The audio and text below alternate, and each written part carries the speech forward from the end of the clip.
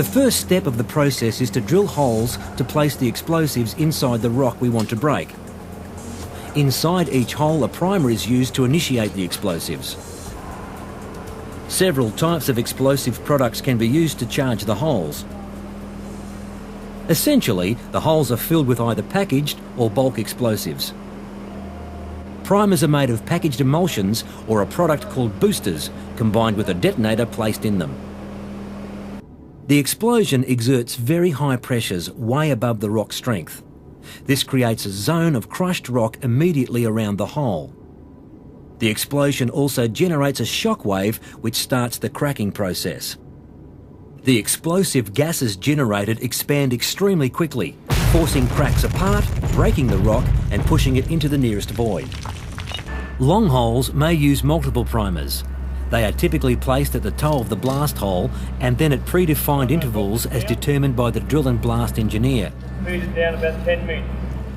Enough primers are used to ensure that the long explosive column is initiated.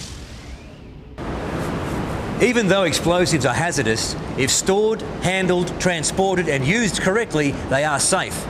Explosives must always be stored in authorised areas. The different classes of explosives should be separated by physical barriers.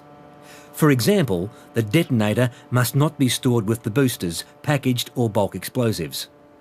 It is a good practice to display the storage rules inside the magazines, and only authorised personnel will have access to the explosives.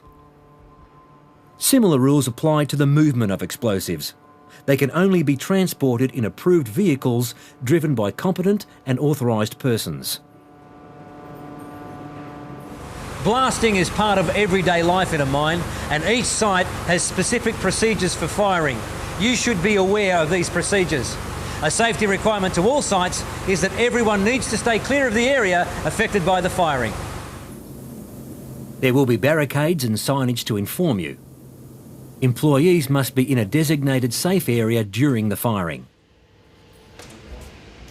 Well, the tag board is for safety. It lets us know who's actually in the working parts of the mine.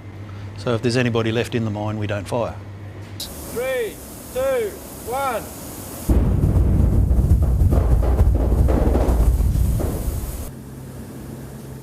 In most cases, access to the firing site is restricted until a competent authorised person has cleared the area as safe.